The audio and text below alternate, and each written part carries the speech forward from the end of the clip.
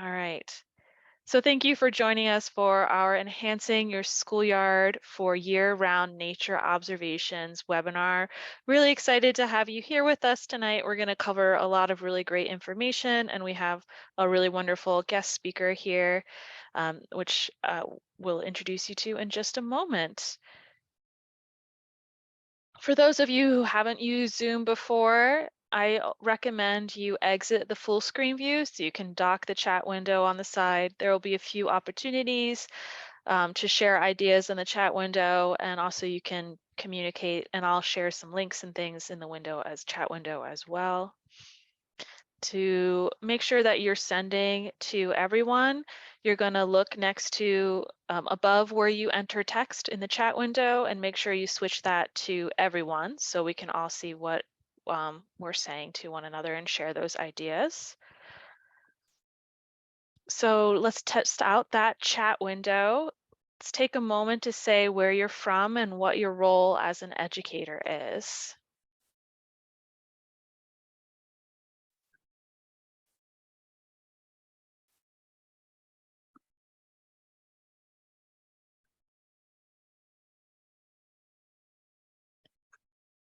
Oh, are we having issues with the chat window? Sometimes it likes to be finicky. Let me make sure that everybody can send messages. All right. If you couldn't send messages before, go ahead and give it another try. We just checked our permissions.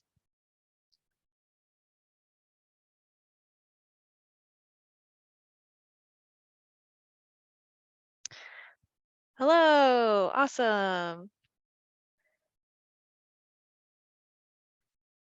Elementary teacher in Maryland, Montessori teacher, home educator and community leader, awesome. Spokane Valley, Washington, cool. Special education in New Jersey.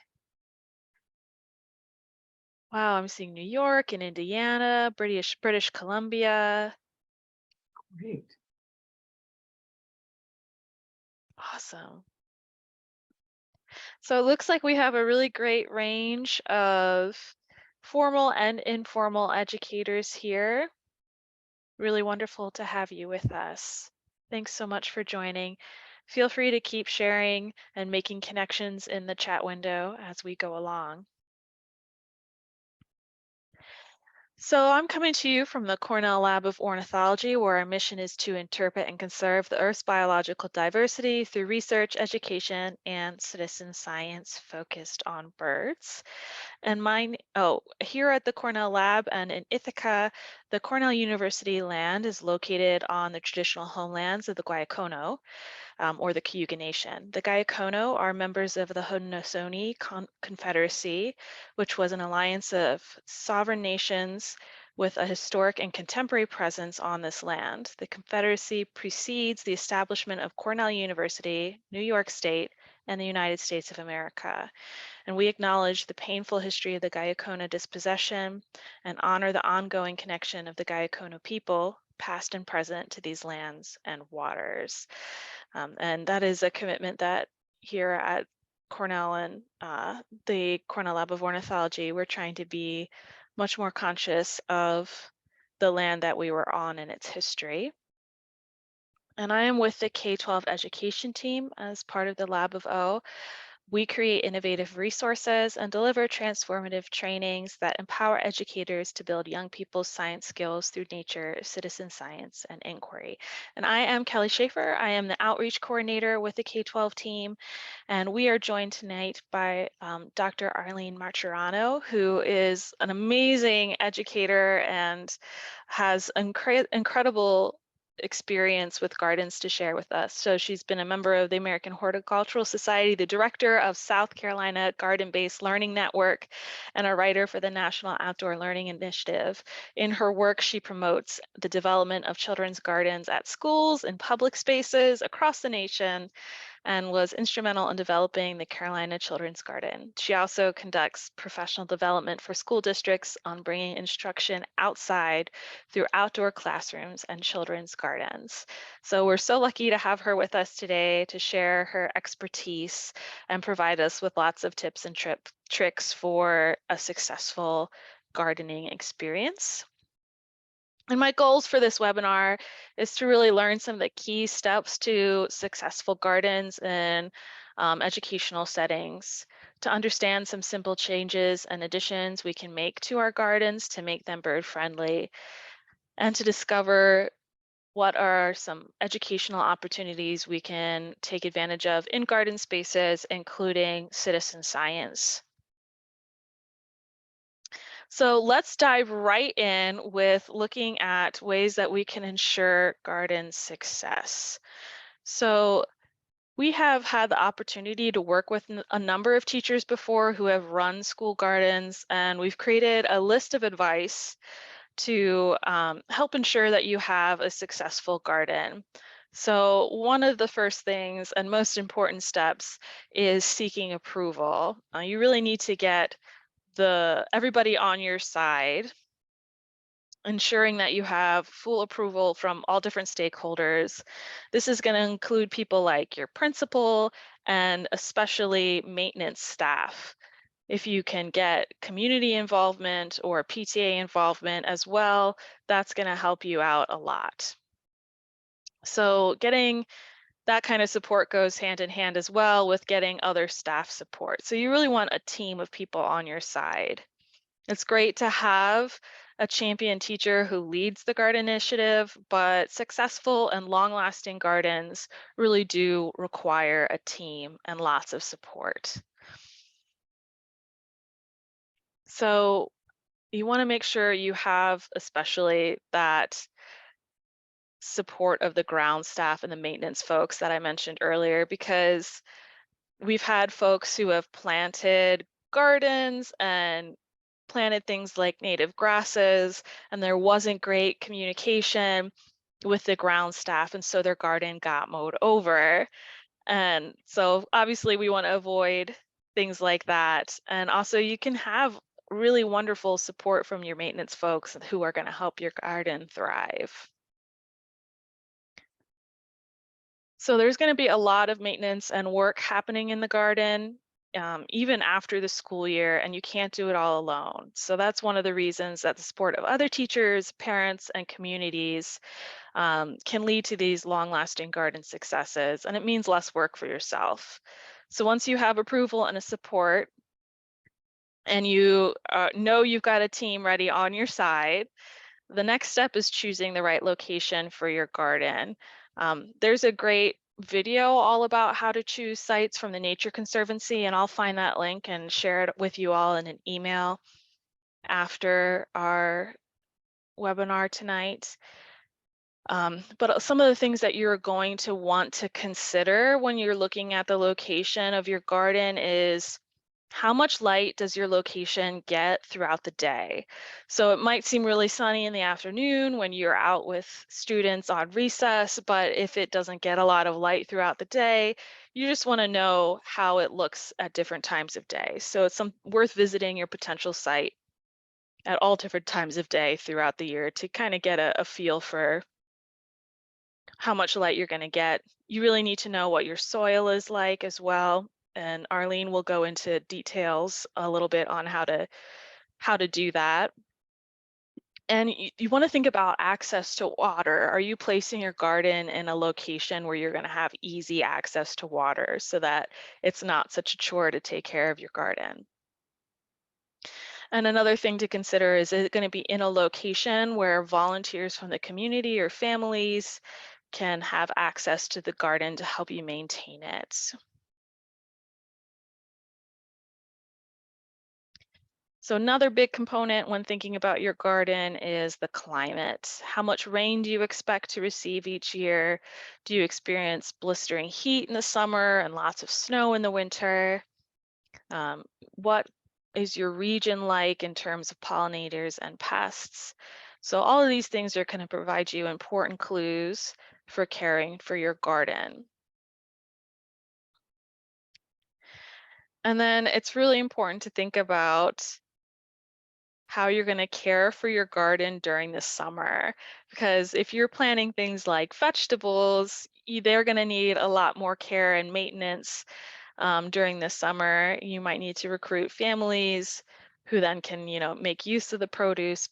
But if you want to plant something like a native garden, these plants might require less maintenance. So the level of support that you have to hand and whether folks can access the garden not during the school year might really affect what you choose to plant in your garden. And then don't overlook the possibility of getting support from the community and taking advantage of community resources. We've had folks reach out to businesses in their area and get donations of seeds to help them out in their gardens. Um, and you might be able to find some grants at local nature centers and things like that. So there are resources in your own community, and Arlene's going to go over some really great resources that you can take advantage of. County cooperative extensions are amazing sources of information for gardens and things like that. All right, so that is a super brief rundown of some tips and tricks for your gardens. We're going to get more into a lot of these later. But first, let's talk a little bit about ways that we can make gardens more attractive to birds. So go ahead and in the chat window, why don't you share some ideas of how you might attract and help birds in a garden setting?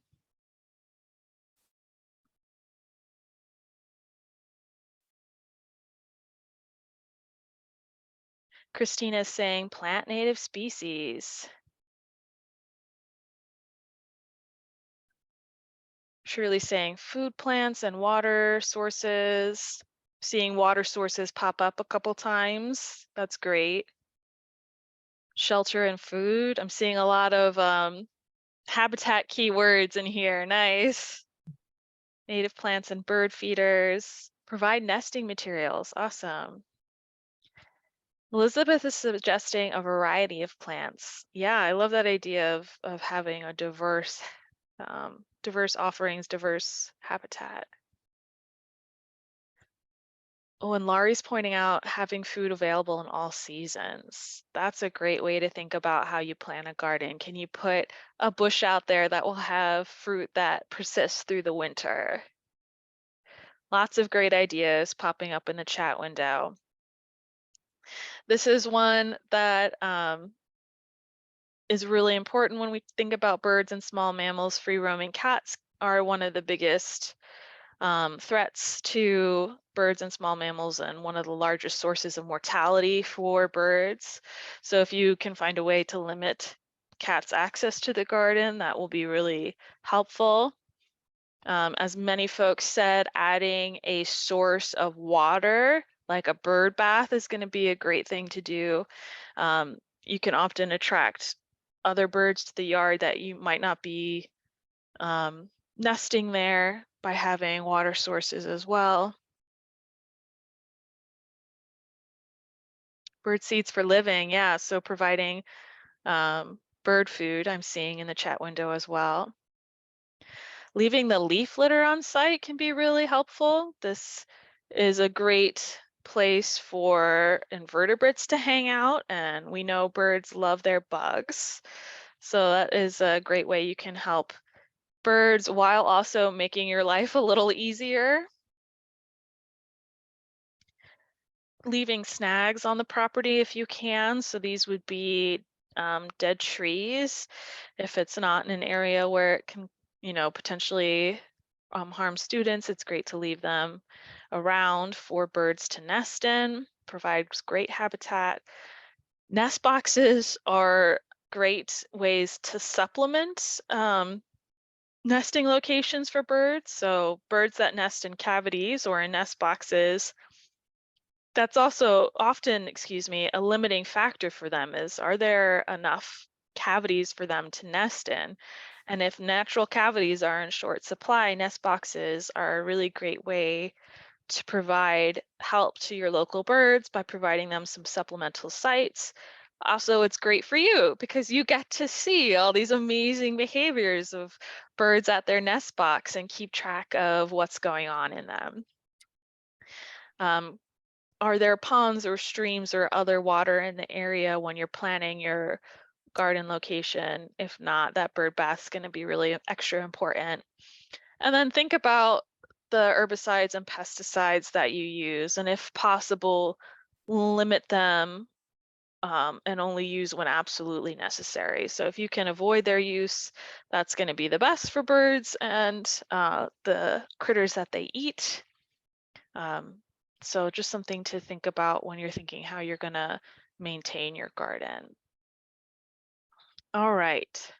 And then, as many people said, providing native plants. That's a really big one. Arlene's going to go a little bit more into why, but native plants provide really important food sources for our native birds, both in the berries and seeds that they provide, but also in the insect life that they support. Now that we've talked a little bit about how we can attract birds to our gardens, I want to think about how we can take advantage of those birds and our amazing garden settings as learning opportunities.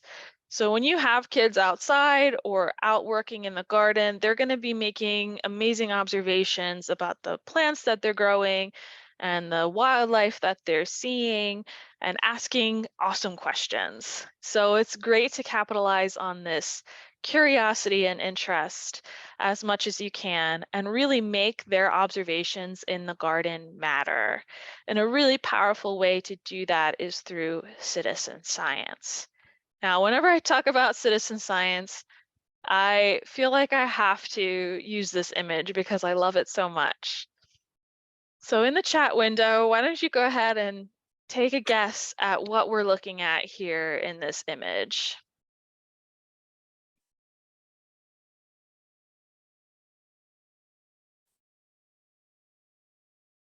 It looks like the Earth at night, right? Light pollution map, yeah. But what if we put this in the context of citizen science? We'll define citizen science in a moment. So if you don't know what I'm talking about yet, don't worry. Bird spotting, I'm seeing some guesses. Bird migration. Oh, Elizabeth got it. She's guessing eBird. So yes, this map represents submissions to the eBird database. So every point of light you see in this map is a submission to the eBird database. There's not really an underlying continental map here. The fact that you can see the shape of our world this well means there's that many people out there who are counting birds and sharing their observations in a citizen science database.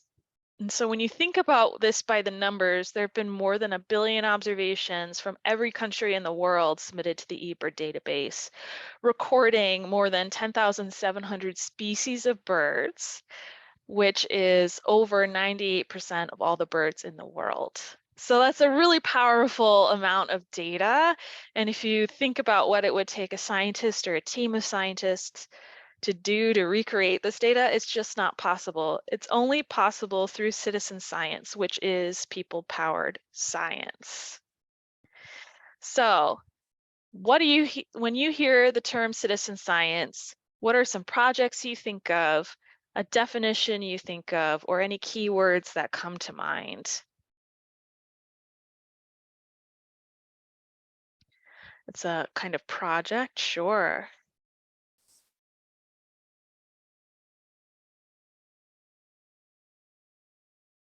Awesome. While you guys are typing, Kat mentioned that you'll also see the term community science. Some folks are transitioning to that word in the hopes of being more inclusive. So folks who might not be citizens of the country that they're in at the time feel welcomed in citizen science. So you'll see both terms. Crowdsourcing, yeah, that's a great way to think about what citizen science is. Oops.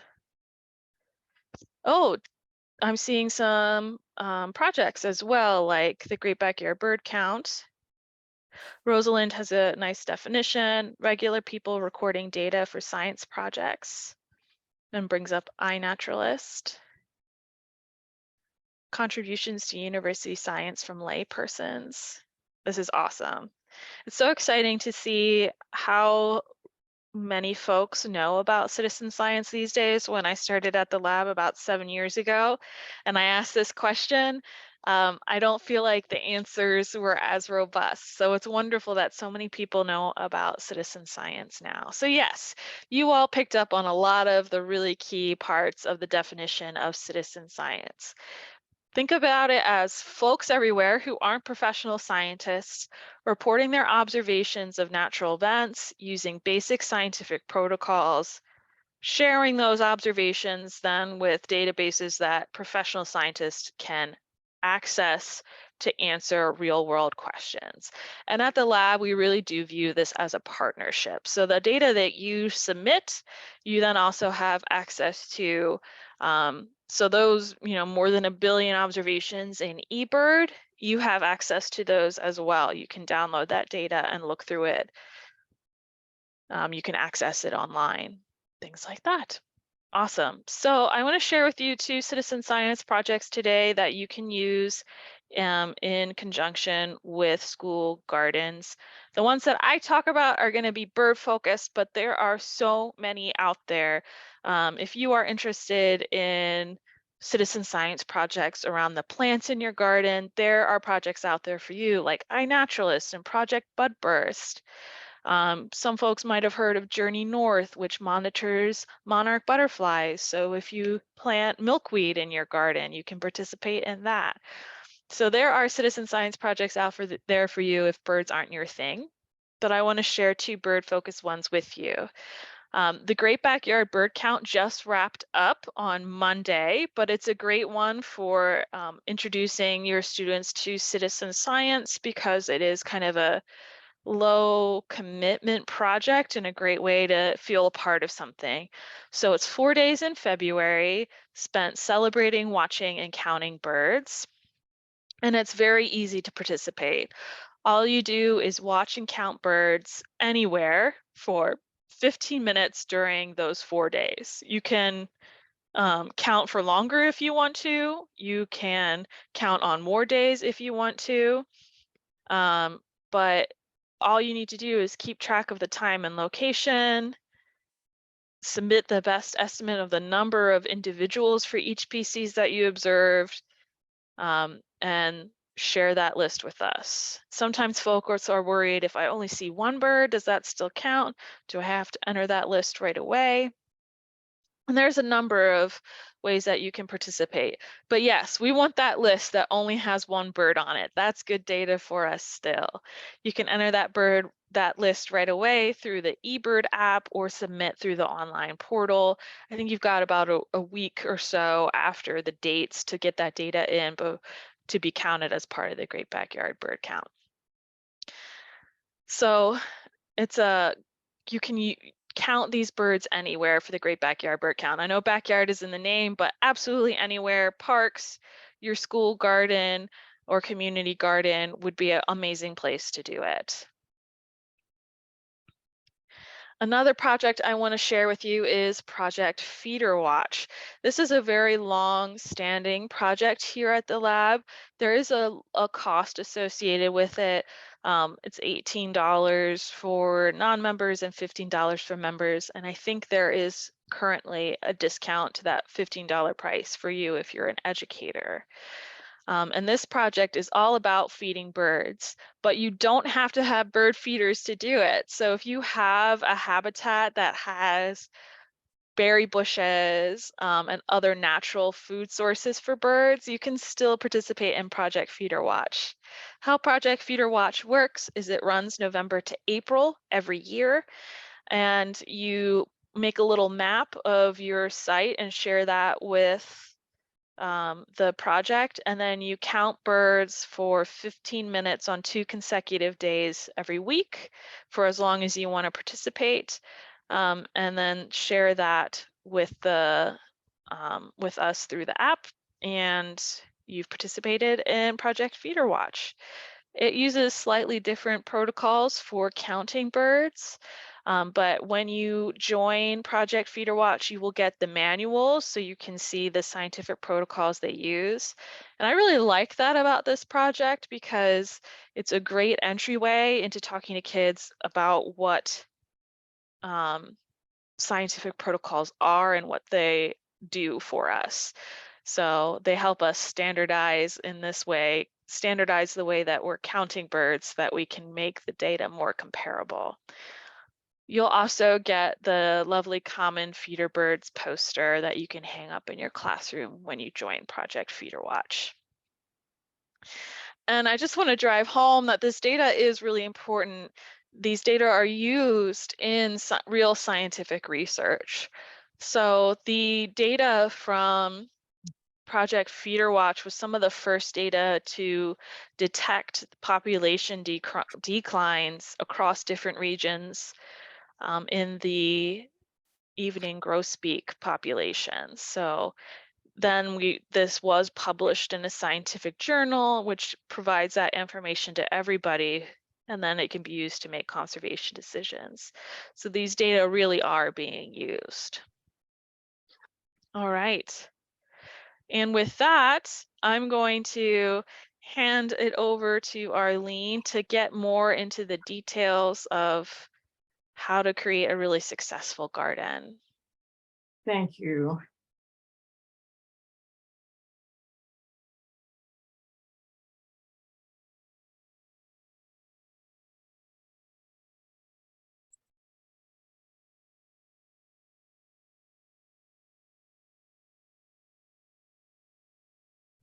Let me make sure Are you seeing the screen, Kelly?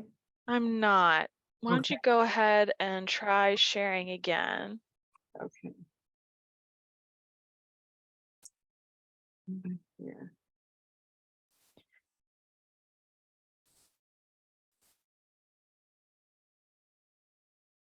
There we go. Yep. Good.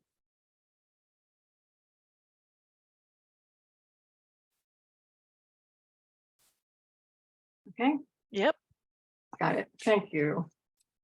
Well, Kelly has certainly set the stage for birds. And in birdscaping your schoolyard, one of the things that you wanted to welcome the birds to is your school guard, but it means thinking about the time as well as the space. So we're looking at time and space. What season is it would be like the time, and the space would be the school ground itself. And I visit lots of schools every year, and most of them seem to have lawn, grass, that the maintenance crew spends a lot of time mowing, fertilizing, and cutting. Well, let's take a look at bird-friendly features you can provide and maybe change the look of your school ground. You're going to think about winter browsers, because again, we're looking at time, spring and summer nesters, fall migration travelers. And one of the things you can help students do is to take a bird's eye look or a bird's eye view of the schoolyard. And that can help them evaluate what you currently have and what you need to add to make it bird friendly. Find out what native plants are there for birds, and little by little reduce the lawn on the schoolyard, since it really offers little benefit to the birds. And you want to think about the landscape over long term, but include the key players, as Kelly mentioned. The school maintenance crew is one of your best advocates, as well as your colleagues and the principal and the parents and the local resources like birders and natural resource agencies. But let's take a bird's look at the school ground. And this cardinal will tell you that when he's on his perch, he's looking for food. He is looking for water. He's on that perch for shelter and cover. And right now, the cardinals are monogamous, so they stay together all the time, male and female, but they're looking for nesting sites. It's very warm in South Carolina. It's 78 today. So birds are looking for mates and they're looking for nesting sites right now. So cover for safe shelter and for perching. This is a barred owl that is living and nesting at the University of South Carolina's Velser Arboretum in Columbia. This is an urban environment, and we've got a family of barred owls, and they appear in the daytime as well as the night. Nesting sites. This is in a bluebird box, bluebirds and the babies from several years ago. There are two kinds of foods you can present, and most of what we present to birds, especially with the Project Feeder Watch, we set out seed, we set out suet, and in the spring we bring out the sugar water for the hummingbirds, but that's the supplemental food. Birds need natural food all year long. And these are some of my favorite little brown-headed nuthatches who come all year long to get suet, but they really eat insects and spiders through most of the year. And then this young cardinal took advantage of just a water dish, which is really, it's the bottom pot from a plant, and I use it for the birds. Even an inverted lid from a garbage can be put out for the birds. One of the things that I'm going to go through in the next few slides is what you need to know. Most of you are from the United States, but I will also, some of you are from Canada. One of the big things you need to know before you start adding plants to your school garden is you need to know your plant hardiness zone. And the plant hardiness zone refers to how well a plant can survive the coldest months of your area. South Carolina, where I am, is in zone 8A and zone B, 8B. Now, each zone is 10 degrees temperature, and they're divided into A and B. So each A is 5 degrees cooler, B is 5 degrees warmer. I'm in 8B. So when I buy plants for whether it's a school garden or a home garden or some other kind of project, I look at the plant tag to see what the hardiness zone is. And usually the plants won't just have one zone, it'll be a range in zones. A lot of the plants that I'll be talking about today have a range from zone 5 to zone 8. Zone 9, 10, 11, that's getting down into subtropical in Florida. Canada has the same kind of map, but they're much more, I guess you could say, scientific and detailed in making this map. We had one variable in the United States, and the US Department of Agriculture makes our hardiness zone map. In Canada, they look at 7 different climate factors to get this kind of map. They look at freeze-thaw cycles. They look at the mean temperature of the coldest months. They look at the mean temperature of the warmest month. They look at wind gusts, elevation, rainfall amount, snowfall, and they come up with a map like this.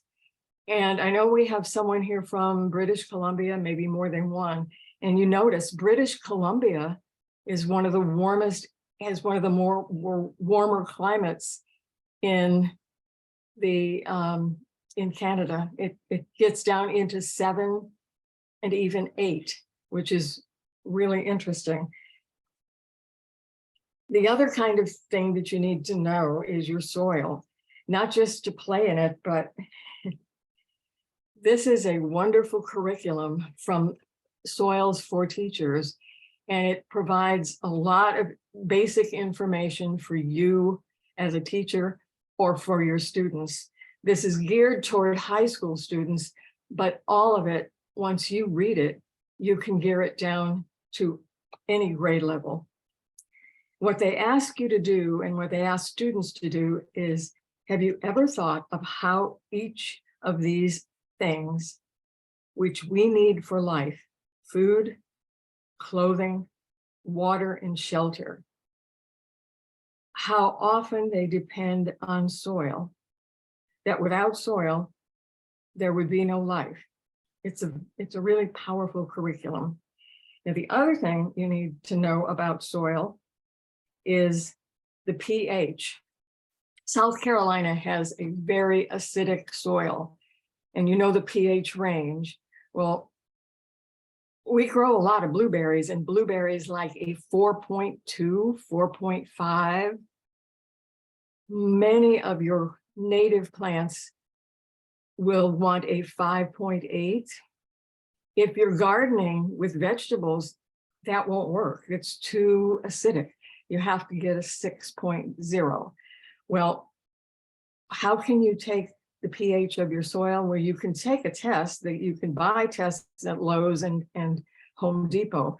But the best thing to do is get in touch with your local extension office. Every state has a land grant institution that has an extension office, and they're charged with helping you find out about your soil. Originally, the extension worked only with farmers, but now they work with homeowners, schools. Everybody lives on soil. The other thing that you do when you get that test, ask for the NPK, which are the macronutrients in the soil, the nitrogen, the phosphorus, the potassium, before planting anything on the schoolyard. And this is a fun thing for students to do, because in South Carolina, you have to go to 12 different locations within the schoolyard, dig down about 6 to 12 inches and take a shovel full, put it in a bucket. You do this all around the school, and then you come back and mix it all together, put it in a bag, and take it or send it or mail it, whichever is better for you, to your extension office. And in a couple weeks, you'll get the results, and they can explain to you what will grow there. When you send it to the extension, they always ask, what do you want to plant here? So you need to know what plants you're going to put on the school grounds, and they will help tell you what you need to add or what you need to do to make the soil appropriate for the particular plants. The other thing you need to know, and you go outside with your students and see what the vertical layers of the school ground are. Most of us, when we get outside, we're horizontal. We just walk straight and don't think about what's above us or below us. Well, if you were a bird, they're vertical creatures, and they're going to be at different levels in the landscape. So when we teach students about the vertical levels of the Amazon or the tropical areas, we need to start thinking about temperate forests where we live, because we have vertical layers too. And the canopy, every schoolyard with trees has a canopy trees.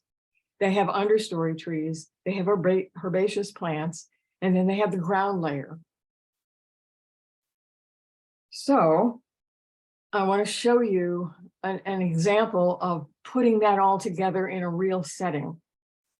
This is my backyard, and I have made it into an island forest.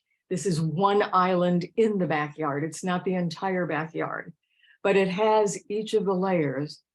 And in those layers, the plants that are there. In the canopy, I have planted you can't see it. There are pine trees. You can see some of the pine trees. There are loblolly pines, there are short needle pines, and there are longleaf pines in this area. And back here behind this growth, which is a cherry laurel tree, there is an eastern red cedar. It's huge. And these are wonderful places for nesting, great places for seeds. In the front here, you have scuppernong grapes, more scuppernong grapes. In between there are muscadine grapes. On the ground cover, there is dewberries, which are blackberries. There are raspberries on the ground. There are azaleas in the front. Now, I think I said persimmon, but if I didn't, there is a persimmon tree. This is all fruit and fruits for the birds and nuts for the birds, pine nuts. Most of my pine warblers stay in the canopy because they're getting the seeds from the pine cones, and they're also getting a nesting area up in the top of the canopy. But this is what I would like school grounds to take advantage of. All of the layers of the forest. And we'll look at some of the things that Drew Lanham, an ornithologist from South Carolina, has said, that the more layers you inhabit, the more biodiversity you have. And that's what we want to provide for birds, biodiversity. I did an inventory of plants on my property, not just in that central area, not just in the island forest. And you can do this on your school ground. On the left side, I put all native species, and on the right side, non-native species, because a lot of these plants were planted before I owned the property. But the native species, look at all this. And it's not a huge lot. It's not a plantation at all. But this would be a wonderful thing if you take an inventory of your school ground with each of the layers. When you ask someone like Doug Tallamy, and most of you probably are familiar with his Bringing Nature Home book, he'll say, what should we plant? Oaks, willows, cherries, maples, elms, pines, hickories, hawthorns. Why? Because they all bring moths that lay eggs and bring insects, caterpillars, because 96% of songbirds feed their young insects. So see if you're growing insects. When I do some of my talks, I like to talk about caterpillar gardening. This would be an example of caterpillar gardening. A lot of gardeners don't want caterpillars on their property. Blue jays are gardeners. They really help plant trees. And according to Doug Tallamy, one blue jay can bury 4,500 acorns every year. Now, when they go to get them up again, they only remember one of the four, which means that they plant 3,300 trees in a year. How many trees do you plant in a year? Now think, there's not just one blue jay out there planting. There's a lot of blue jays doing this. In fact, Doug Tallamy says that the eastern forest, the northeastern forest, was reforested by not people, because they cut down the lumber when the colonists came. It was reforested by birds like blue jays. Imagine birds putting back the forest for us. Here again, some other plants. Broadleaf deciduous provide a lot of berries and seeds. And then the evergreens provide cover as well as seeds. All of these are native to South Carolina, and most of the country has oaks and willows and variety of birches. This is a wonderful tree, an understory tree, the Savannah holly. It's a understory holly. It isn't a tall American holly, but it brings a lot of birds to the berries all winter long. Two other plants that are in zone 8 are hearts of bursting. It's a native plant, Euonymus americana. The birds eat the aril on this plant, not so much the seeds, but it provides fat and carbohydrates for the winter. And the buttonbush also, this is a seed pod that the birds eat as well.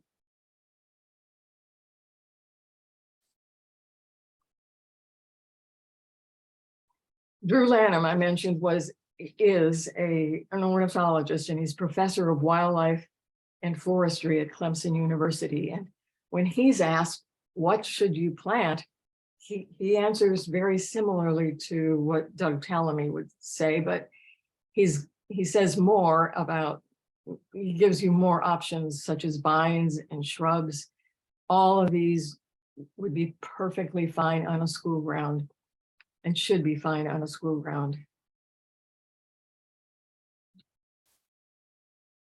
The dogwood blooms in spring, but the berries stay on through the fall and winter.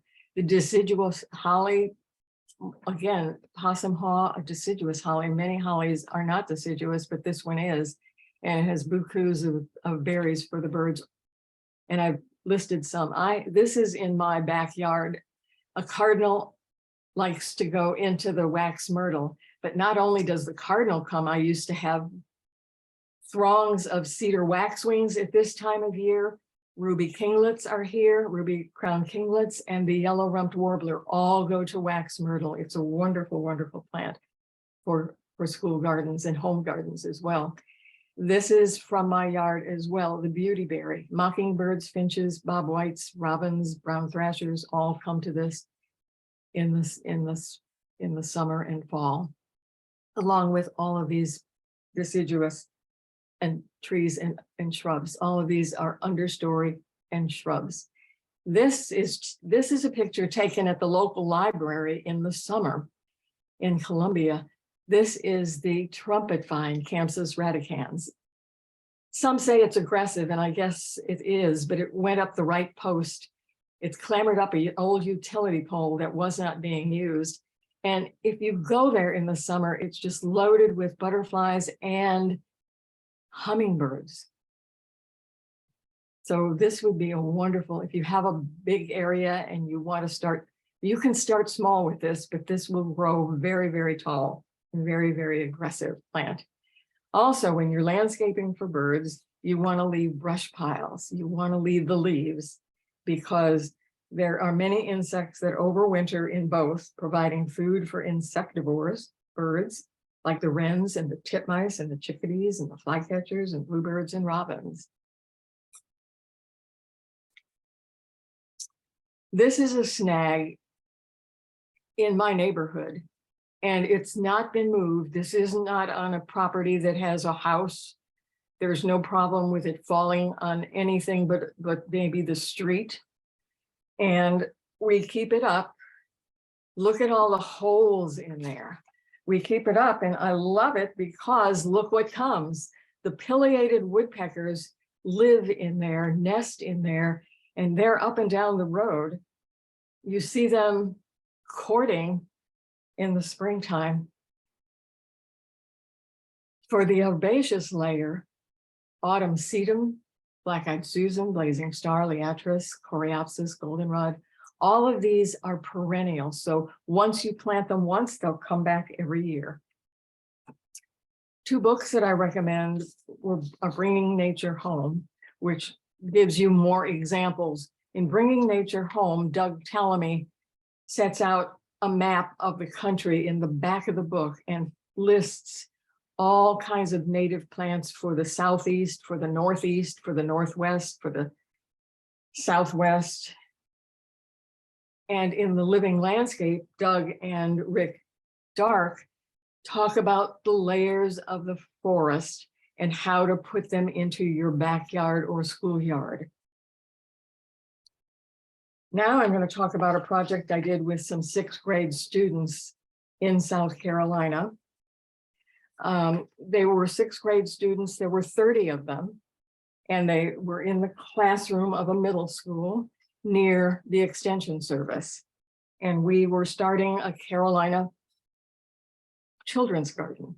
And our contribution was to create a bird garden for the children's garden. These students had taken part in Project Feeder Watch and had a bird garden outside their classroom window, but they wanted to do something more in the community. So there were 30 of them. They divided themselves into interest groups, and they ended up with 5 different interest groups. There was one group that liked to map things out, and they would be meeting with all the other 5 groups. So the overall garden design was the mapping group. There was a tree and shrub selection group for nesting and cover. There was a bird feeder construction group and a bird nesting box group and a bird seed and fruit plot, and then a hummingbird garden group.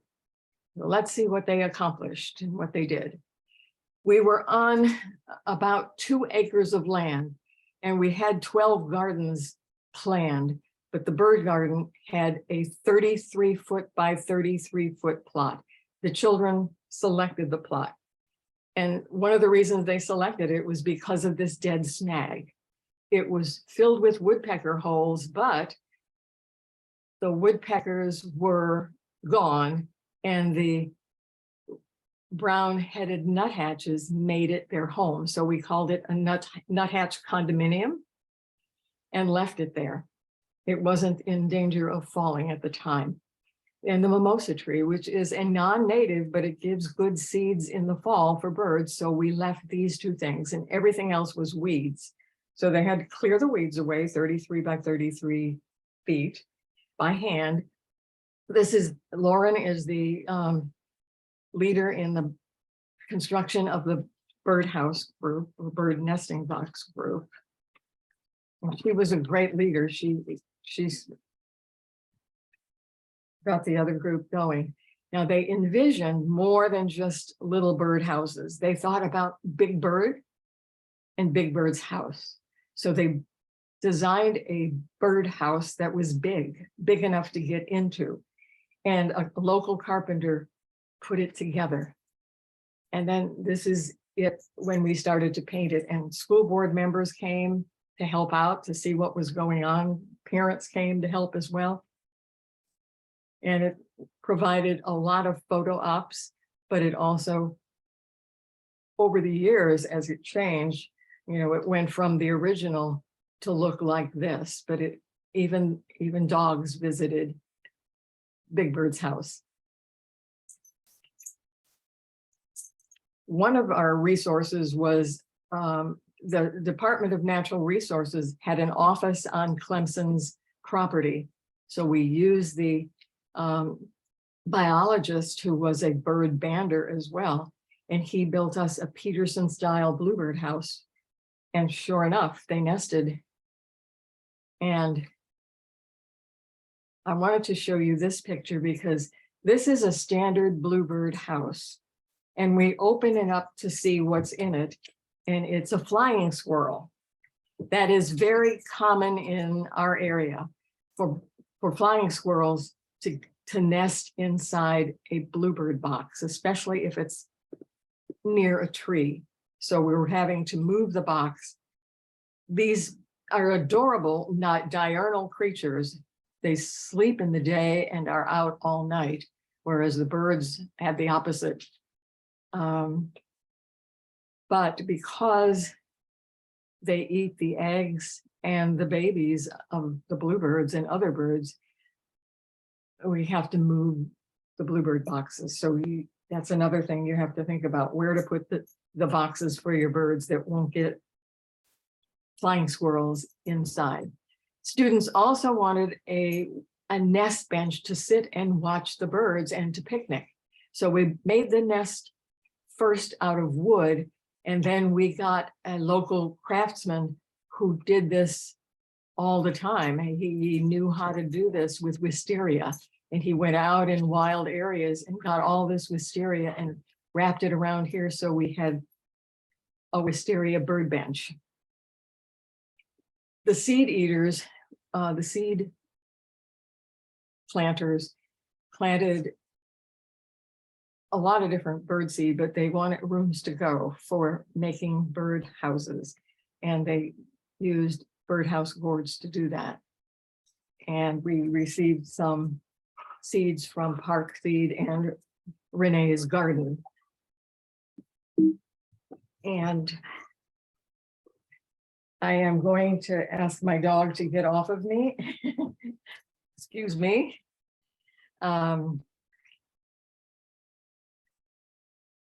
They also interplanted corn and sunflowers. And you can see the corn and the sunflowers. These were the seed leaders. This particular garden in the forefront is Mr. McGregor's garden, and Peter Rabbit is there. There's a group of students working in that garden, but you can see the corn and the sunflowers in the garden at the bird garden. Thistle seed was in the seed garden, sorghum, all of these have seeds for birds. These are annuals that are really easy for students to plant and come up successfully. And they are not native, but they do very well. Bachelor button zinnias, cosmos, tithonia, rudbeckia is another seed plant for birds. And again, the Helianthus annuus is the annual sunflower. Now, instead of lawn, we would like school grounds to have more native grasses. This is the state grass of South Carolina, which is planted in the bird garden as well. The students that were doing the fruit gardens put in rabbit eye blueberries and figs, as well as Mahonia bealey. It's a wonderful plant for the berries, and the birds, and all of these plants, the birds will plant them again when they disperse the seed. Wax myrtle, Burford holly. Burford holly is not a native, but it is a very wonderful plant for birds.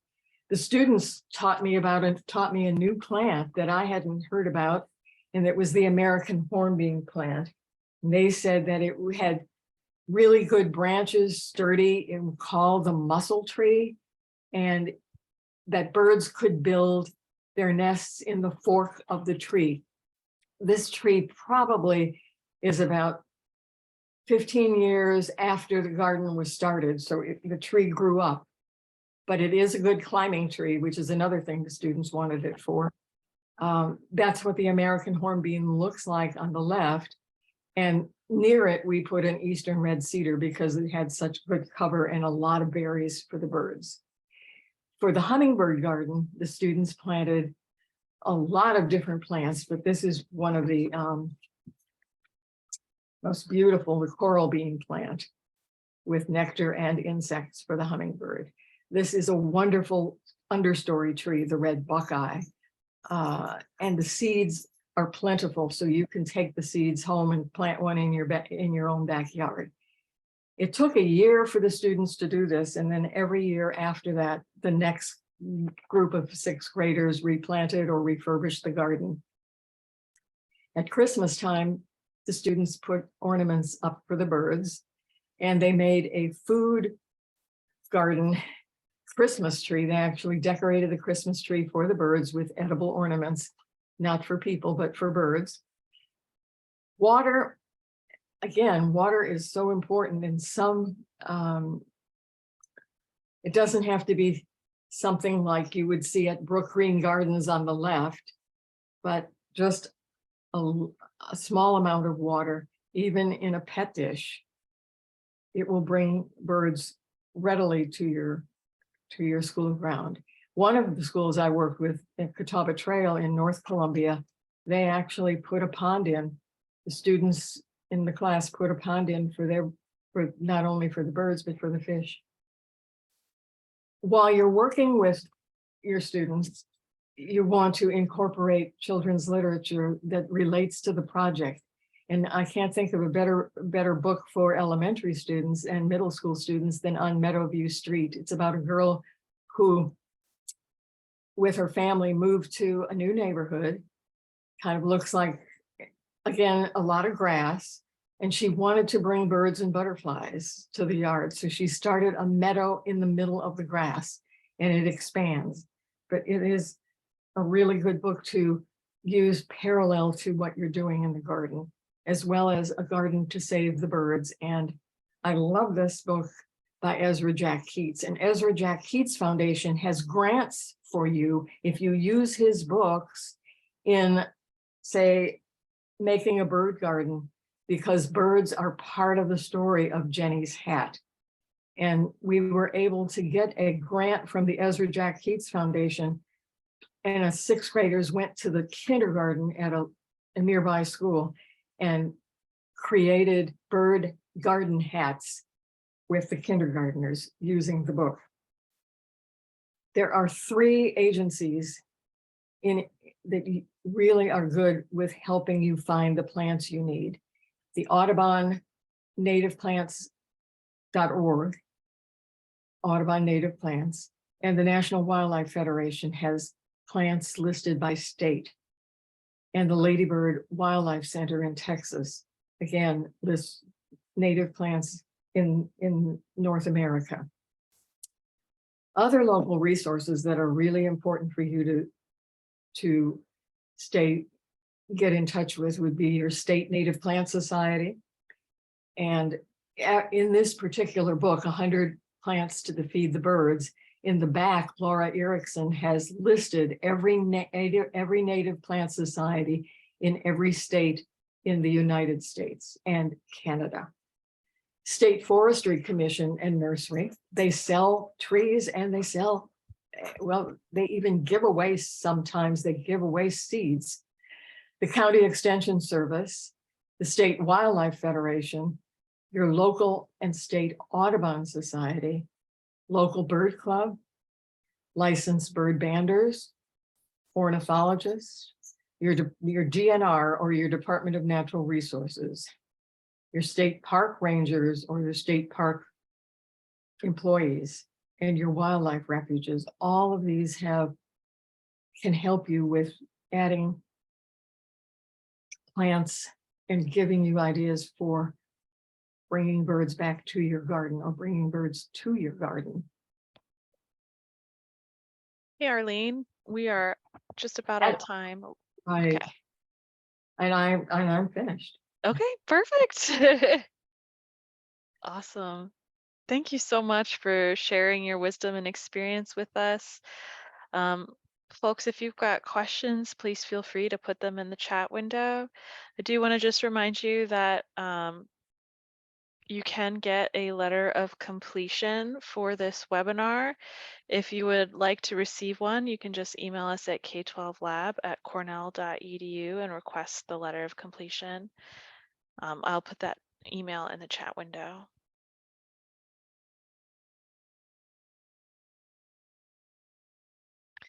Arlene, would you mind going back to that slide that had the 3 website addresses for finding native plants? Want to make sure people have a chance to jot those down, and Okay. I'll capture those and make sure that they are in the follow-up email I send out. Okay.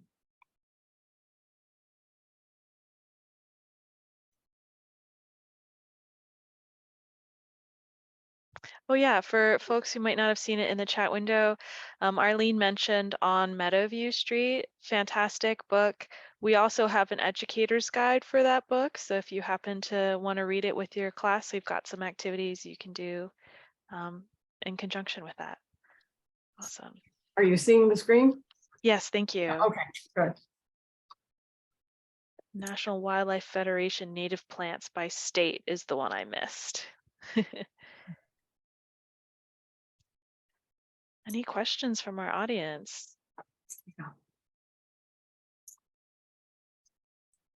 Somebody was asking earlier about tips for urban gardens. If you remember the owl that I showed you at the very beginning in the Belser Arboretum, that is an urban garden area.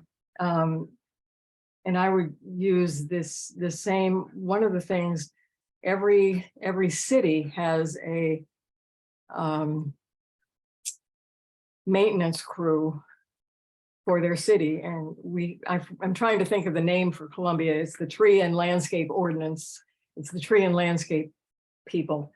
And they work with schools as well as individual homeowners, because they will bring trees to your property and put them on your property if you lose trees due to a storm or something. But all of the plants that I mentioned are just as applicable in the city as they are in the more suburban or rural areas. The only thing that might be different, and could be a big difference, is the contaminated soil is often in cities and on school grounds. City school Yeah. grounds. Yeah, we've had educators who work in urban settings and might choose to lean more heavily into vegetable gardens, but will sometimes do so they might do raised beds for vegetables, but then do some container gardens around them for some native plants. Or hanging gardens as well, Hanging hanging gardens. baskets, right? So we have a question in the chat window that is, what's the best way to approach building and grounds about making a bird area / garden and changing the landscape? Usually I would suggest going to maybe the principal first and getting some buy-in there. And one of the ways that you can do that is by highlighting the benefits for your students. So there are a ton of studies out there, particularly the Children in Nature Network comes to mind. They have great infographics about um, the benefits of outdoor education and just on health and academic um, levels. So that can be a great way to approach, talk about the learning that you can do out there, talk about citizen science, talk about the things you hope to accomplish, and and approach it from that way and get buy-in from the principal that you can also then take to the grounds folks to get some buy-in there. Right, another source that I didn't mention, I have worked with the National Outdoor Learning Initiative all during COVID. And we have an online library that we have written for school gardens. And right now, the state of California, where we were located and are located, is changing all the school grounds to forest school grounds. And they're doing it with the help of what they call it Cal Forest, which is the State Forestry Commission in California. They're granting grants to the schools to put trees and make them shade for classrooms to be outdoors, but also to bring in birds and wildlife on the campus. So we're kind of trying to turn schooling inside out. Awesome. There was a question about the logistics for getting the recording of tonight's webinar. I will be sending out a link to everyone once it goes live on our YouTube channel. I'll also send in that email all of the links that we've discussed here tonight. And there are also some handouts, correct? Yes, I have some great handouts from Arlene that I will attach to that email as well. Awesome.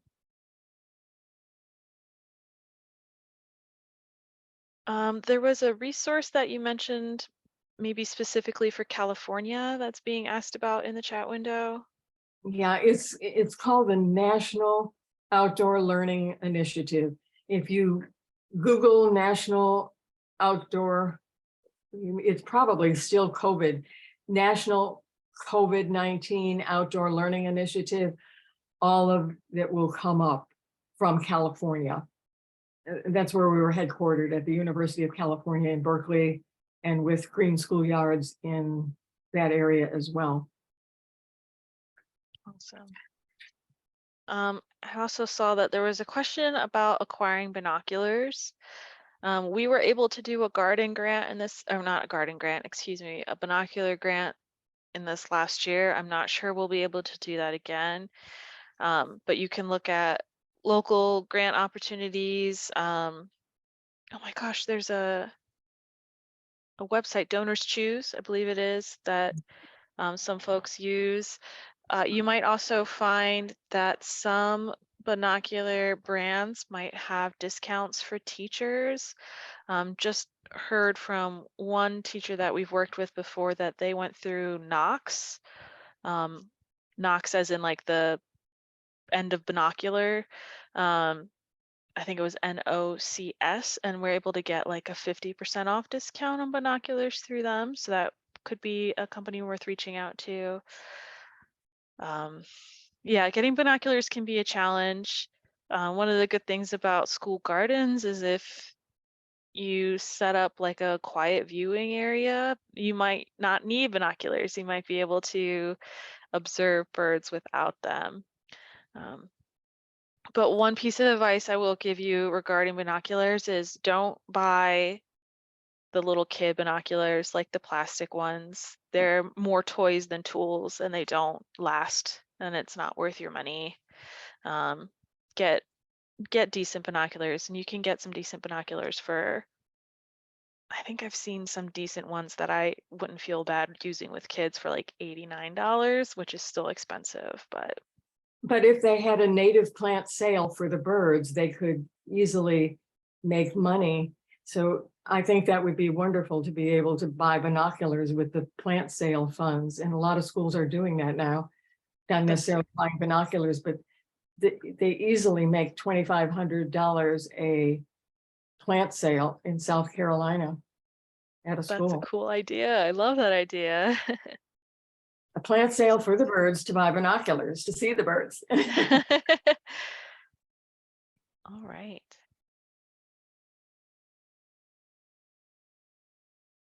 Well, folks, thank you so much for joining us tonight.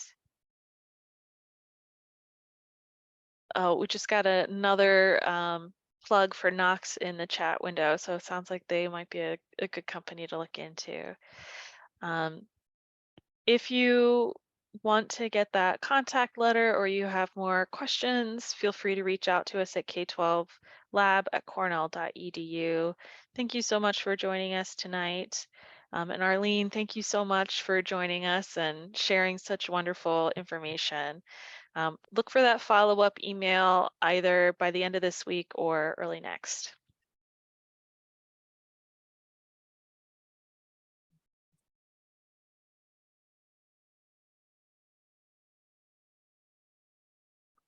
Thank you, everyone. Have a great night.